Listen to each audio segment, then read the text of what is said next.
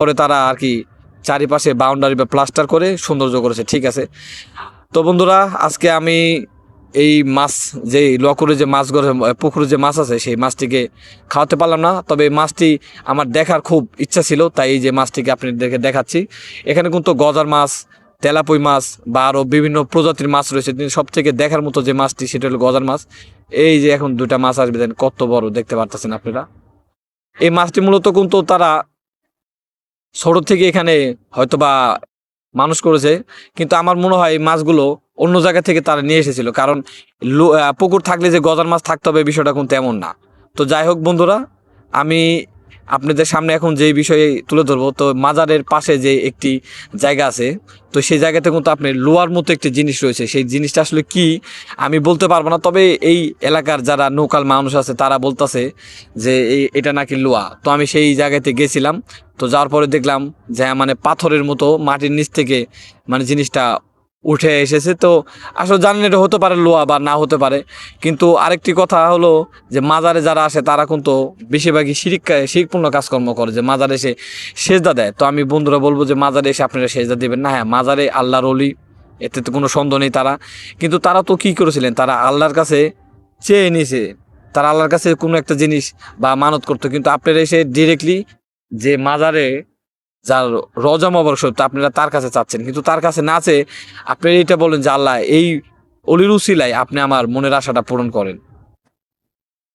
তো এই যে সেই মাটির নিচ থেকে যে জিনিসগুলো উঠেছে, এগুলো এলাকাবাসীর বলতেছে যে এটা লোয়া। তো আসলে সত্য কি এটা আমি বলতে পারবো না লোয়া কি। তো যাই হোক, যেটা হোক আর কি, এটা মাটির নিচ থেকে উঠেছে, অবশ্যই এটা রহস্যজনক কোনো বিষয়। আর আমি ছোটোবেলায় দেখতাম এই জিনিসগুলো কিন্তু ছোট ছিল, কিন্তু এটা কিন্তু আস্তে আস্তে জিনিসটা তীব্র হচ্ছে, অর্থাৎ বড় হয়ে যাইতেছে।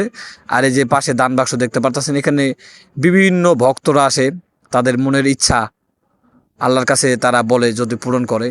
আর এই যে পুকুরটা দেখতে পারতেছেন, এই পুকুরে কিন্তু আমরা ছোটোবেলায় অনেক গোসল দিয়েছি বন্ধু বান্ধবরা মিলে। তো আসলে মাজারের চারিদিকে পরিবেশটা খুবই সুন্দর, আর পাশে কিন্তু অনেক অসংখ্য বটগাছ রয়েছে। তো বন্ধুরা, আরেকটি কথা বলে দিই, যারা মাজারে আসবেন তারা অবশ্যই আল্লাহ রসুলের পথে এবং নিজের ইসলামের পথে থাকবেন। তার কারণ একটি মানুষ, সে হয়তো আল্লাহর অলি বা সে একজন আল্লাহর কামেলদার একজন পীর ছিল, এটা হতে পারে, কিন্তু আপনারা মাজারে এসে যেভাবে সেজদা দেন, অর্থাৎ সেজদা দেওয়াটা কিন্তু এটা হারাম, আমরা ইসলামে সবাই জানি। এই বিষয়টা কিন্তু অবশ্যই মাথায় রাখতে হবে। তারপরে আপনাদের ইচ্ছা। তবে আমি অনেক দিন পরে এই মাজারের এই ভিডিওটা কেন করলাম, তো আসলে সেই বিষয়ে আমি আপনাদেরকে জানাবো। আমি এখন এই যে ভিতরে ঢুকতেছি, দেখেন এখানে কিন্তু একজন মাজার ভক্ত যিনি, তিনি কিন্তু এখানে সেজদা দিতেছে। তো সেই বিষয়টা আমার ভালো লাগে নাই, সেটা আমি স্কিপ করে গেলাম। পাশে দিয়ে কিন্তু ওই যে লুয়াগুলো উঠেছে। তো যাই হোক বন্ধুরা, আমি অনেক আপনাদের সাথে থাকলাম। যদি আপনার এই ভিডিওটি ভালো লাগে তাহলে অবশ্যই জানাবেন। আমি নেক্সটে রবিবার বা বৃহস্পতিবারে আপনার এই মাজারের উরস থাকে, সেই দিন হয়তো ভিডিও করে আপনাদেরকে দেখাবো, কারণ অনেক মানুষ থাকে সেখানে। আর তার পাশে আরেকটি ভালো কথা, সেখানে কিন্তু সুন্দর একটি মসজিদ রয়েছে, এই জিনিসটা কিন্তু তারা খুব ভালো করেছে, নামাজ পড়ার জন্য একটি মসজিদ রয়েছে। এই মসজিদে কিন্তু আপনার 5 ওয়াক্ত নামাজের সময় কিন্তু সকল প্রকার যে মাজারে গান বাজনা হয় সেগুলো কিন্তু বন্ধ রাখে।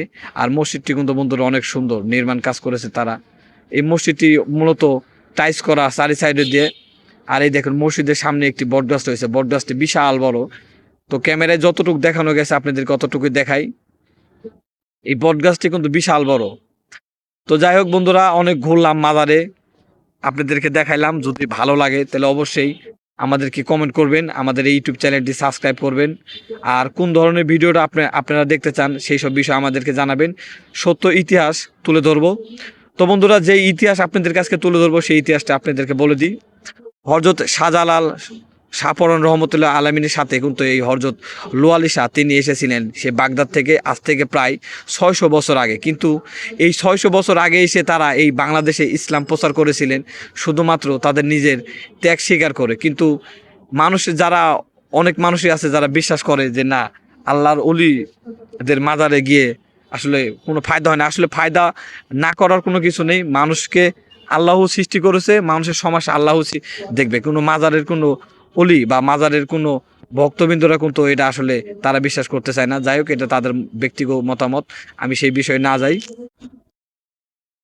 তবে আরেকটি বিষয় ভালো লেগেছে যে মাজারে আপনার অসংখ্য দোকানপাট রয়েছে। আমরা বন্ধুরা আপনারা দেখতে পাচ্ছেন এর মধ্যে আমি হযরত লোহানী শাহ তো মাজারে সব এসেছি। মিলিয়ে মাজারে মাজারটি এসে কিন্তু অনেক সুন্দর। আমার কাছে মাজারের যেটা পাশে মনে হয়েছে, মসজিদটির সামনে আপনারা দাঁড়ানো এখানে আছি। আসলে বুঝতে পারবেন যে মসজিদটি মাজারটা মাজারে আসলে এসে কত অনেকে সুন্দর। নামাজ পড়ে, নামাজ আল্লাহর পড়ার অলির জন্য এক মসজিদটি তৈরি আল্লাহর করছে। অলির মাজার যারা এখানে। আসবেন তারা হয়তো বা তো আসলে একটি নামাজ বিষয় হলো আদায় যে করবেন, মাজার নামাজ আদায় যারা করে আসবেন মাজারটি তারা অবশ্যই ঘুরে বেড়ে অবশ্যই দেখবেন, নামাজ ঘুরে মাজারে এসে আপনারা নামাজ পড়ে ঘুরে সেজদা বা দেখে মাজার শরীফ আসলে দিবেন যাই না। না, মাজার একজন মানুষের আল্লাহর মুখে অলি, মানুষ তাদের অনেক সন্তান আসে যায় এই মাজারে। তার রওজা মাজারে মোবারক আসলে কি জিয়ারত হয় করতে আসলে পারেন। আমরা অতটুকু তো আমি ধারণা যে নেই। এই কাকার মাজার কাছে জিজ্ঞেস শরীফে যারা করেছিলাম, এই মাজার যে ভক্ত যে আছেন তারা কাকার কাছে অনেকেই আমি হয়তো এই বলেছিলাম যে মাজারে কাকা এই মাজারটি এসেছেন কিংবা কতদিনকার আগে, আসবেন, তো এই কাকু দেখলে আমাকে আইসা বলেছে যে প্রায় আজ থেকে দেখা যাবে 600 বছরের মাজারটি আগে, আসলে হয়তো কি 50-60 কতটুকু বছরের বেশি হতে পারে। সত্যমিথ্যা তার আমরা কারণ আসলে এটা সেই জানি সময় না। তো অনেকে বিভিন্ন বলে অলি মাজার অনেক ভালো, বাংলাদেশের এই জন্য বিভিন্ন মাজারে জায়গায় তারা এসে আমরা গেছে, একটি হয়তো কেউ ভিডিও আগে করে আপনাদের মাঝে মসজিদে গেছে বা ছেড়ে কেউ দিচ্ছি। পরে গেছে।